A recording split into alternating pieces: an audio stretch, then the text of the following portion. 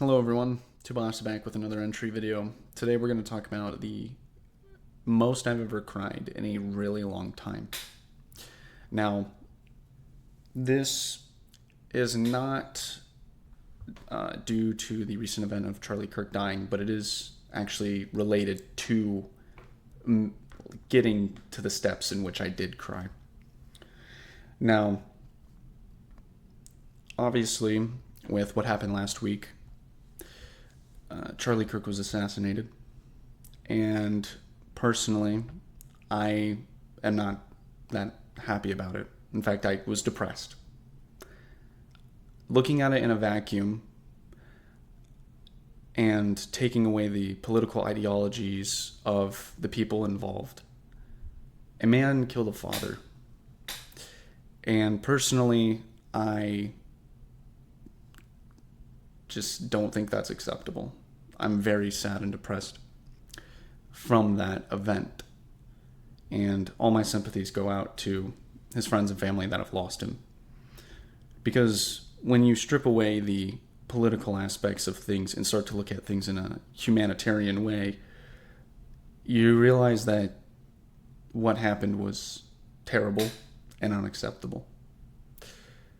And it was to my surprise that one of the people, and I have talked about this person actually for some time, a couple months ago on this channel, they had been poking fun at his death. And I understand that not everyone agrees with this man, Charlie Kirk. However, like I had mentioned from the humanitarian standpoint that I had, I did not find that funny. And so I wanted to try and rationale why he was poking fun at someone who just died. Some of the things he said were things that are, I would say, pretty biased. I have watched a couple of his videos, Charlie Kirk's videos, before, and they're not bad. Yeah, there's a couple things that he says that I think are maybe a little extreme.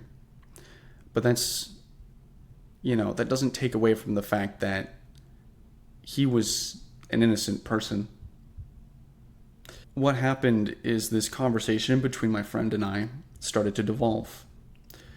Now, what had happened is my friend had said, hey, I don't like Charlie Kirk for this, reason or whatever. And I think, that it's so funny. And I tried to give an argument from Charlie Kirk's perspective of a couple things on, from his views, from what I've learned. And he really wasn't buying really any of it. In fact, I feel like at times he was twisting it. There was a segment that my friend had mentioned, I say friend, former friend had mentioned, where Charlie Kirk said something along the lines of, now I know this is radical, but I don't think we need the Civil Rights Act. And I was like, oh really? He said that. So I looked it up, and lo and behold, I did see that he in fact thinks that the Civil Rights Act is, now forgive me because I don't remember this verbatim, but he says it wasn't really necessary. And his reasoning for it was that the Constitution says, we the people of the United States. And so I can see from Charlie Kirk's perspective that he's referring to every single person from what the Constitution says, and that's how he takes it. If obviously the Constitution existed when, we had slavery and when we had a bunch of other horrible things going on. But from Charlie Kirk's point of view, if everyone was acting in what I'm guessing is God's goodwill to treat everyone equally, that we technically would be by proxy. I'm not too sure of the terminology, but we, in theory, wouldn't have had to have the Civil Rights Act. And so I tried to see it from Charlie Kirk's point of view and play devil's advocate with it with my former friend here, and he just absolutely blew up and thought that it was an act against like himself as well as, everyone around him, and he just thinks it's super evil. And eventually this whole ideology that Charlie Kirk had given, that I just relayed onto my friend, he eventually started to attach it to me, and he started to call me dense and dumb for it. And I started to get a little ticked off by this, because I don't believe that trying to see Charlie Kirk's perspective, because I agree that saying that we don't need that act is a little bit radical. It's a little bit extreme, because we're living in today and we have this in place. From an individualistic standpoint, I myself make it my goal to treat everyone equally, whether a law says it or not, because that's just what I want to do, and that's what I believe in, is that everyone should be treated equally. So I could see Charlie Kirk's argument, but I could also see my friend's argument of, we need this law because, there was prior racist things that happened. And so he ends up imposing Charlie Kirk's ideas, or like his ideology, onto me, which started to affect me, because he's basically now attacking me. And I don't really don't want to play victim.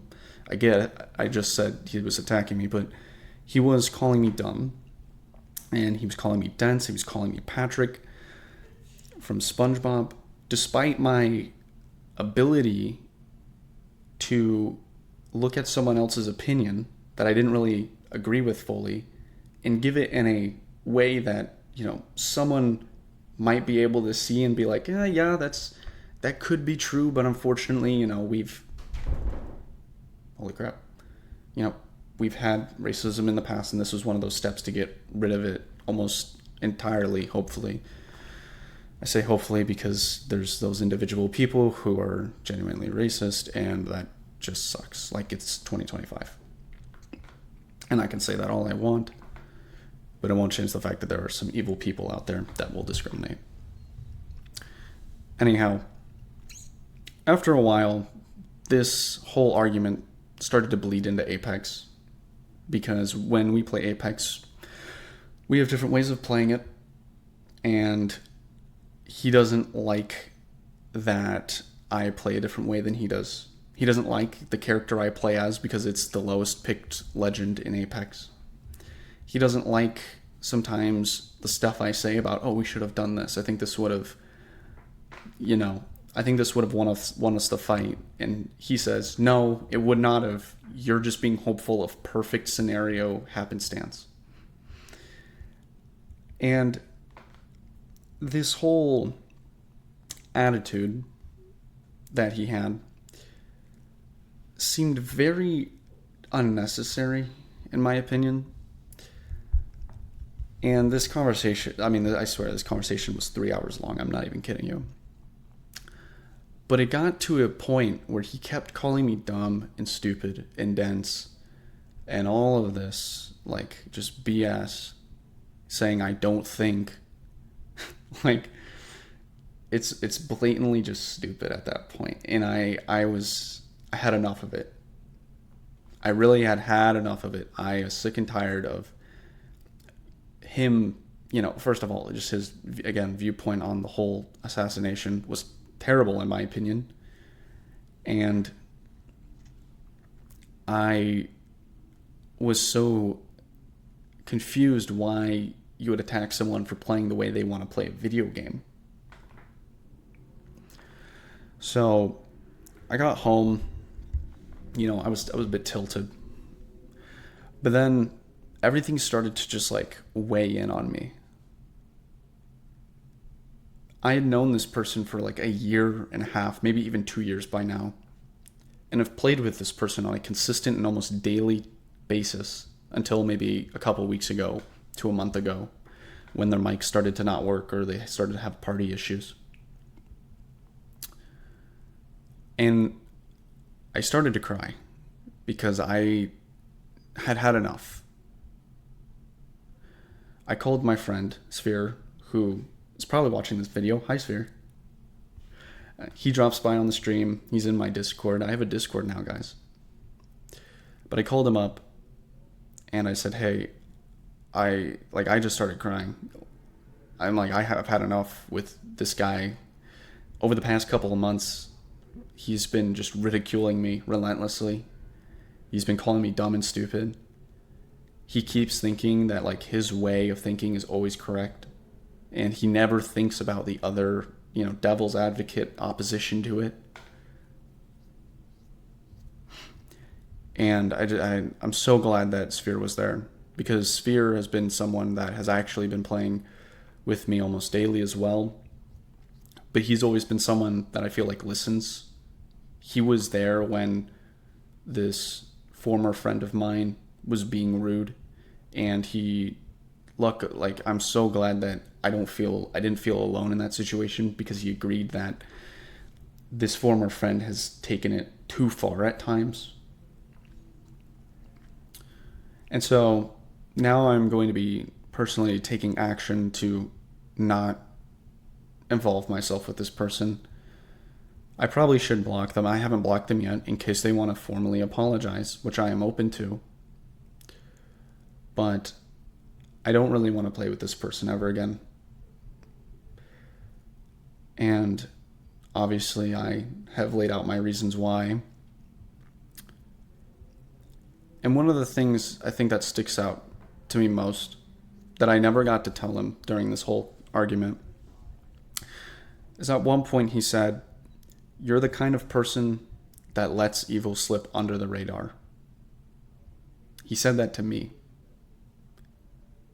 Despite him being the person poking fun that someone just killed someone.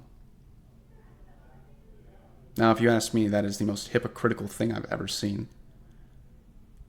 You think it's okay for one of the 10 commandments, mind you, of thou shalt not kill, which he said was rewritten eventually, which I don't care. The 10 commandments are great rules to abide by, because no one should be killed. I just think it's hypocritical of him to think that he's not letting evil slip by when such a horrible thing has happened.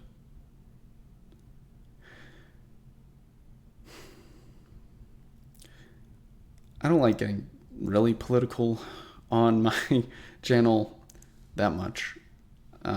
Shout out to the How Flies Made Me See a Cultural Difference video. That was very funny. I did not expect that to blow up. I had a lot of people from the UK being like, talking about the US and being like, well, if it ain't for the freaking AC units. I thought that was funny. And again, I'm not going to be surprised if there's going to be people commenting on this video, because like I said, in a negative tone is what I'm referring to, because the internet is indeed it's a cancer. Because, it made me cry. Someone on the internet made me cry. It's evil. It's a wild west. And I think it's better, actually, saying it's a wild west. Because in some places that you go, it is harsh, and it is unruly, and it is chaos, it is anarchy. But if you go in the right direction and you find genuinely good people, the internet can be an amazing way to connect with others. And I think that in some cases, the internet has provided me with, other people's viewpoints, as well as the people, in real life that I meet, that allow me to kind of soak in all of this information from different directions and like a sponge, and help me deduce what I think is, right and wrong outside of my moral code. Anyhow, I hope you guys are doing all right.